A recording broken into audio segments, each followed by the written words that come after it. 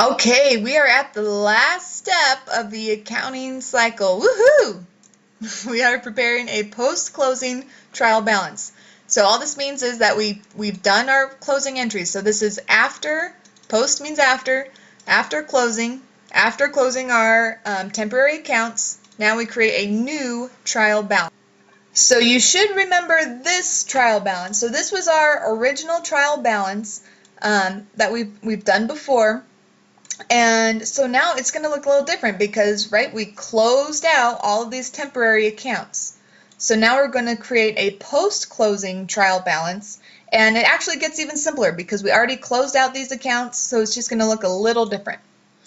Okay, so the purpose of this post-closing trial balance is to make sure that the ledger is in balance at the beginning of the next period. So again, we're at the end of the year, we're at the end of the accounting cycle. We've done all of our financial statements, we've closed our temporary accounts, and now we made our journal entries, we copied those journal entries, we posted them to the general ledger, and so now we need to make sure that our new ledger balances all agree so that we are good to go for the start of the next period. Okay, so the accounts and the amounts in the ledger should agree exactly with the accounts and amounts listed in the balance sheet at the end of the period. The process begins with analyzing and journalizing, which we've done. Ends with the post-closing trial balance, and that completes our accounting cycle. And the most important output of the accounting cycle, so once we're done and we have our very last income statements and in our financial statements, we'll be good to go.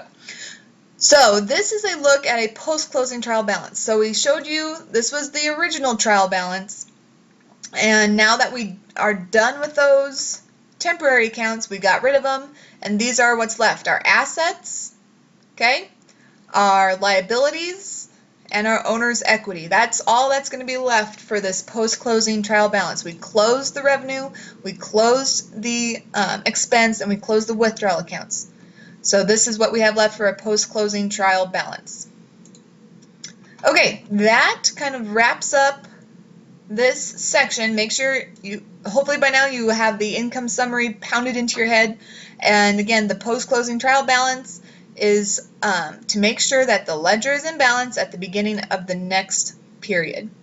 Okay, so to review for post-closing entries.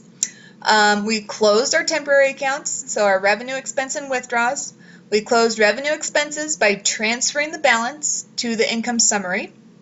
We transferred the income summary balance to our capital account, and then we transferred withdrawals over to capital account. So now, like in this example shows, so all of these accounts are now closed. We closed out our drawing account, we closed out our sales revenue, expenses, had them all added over to income summary. We closed out income summary, transferred that balance to capital, and subtracted out our drawing to have our new capital balance.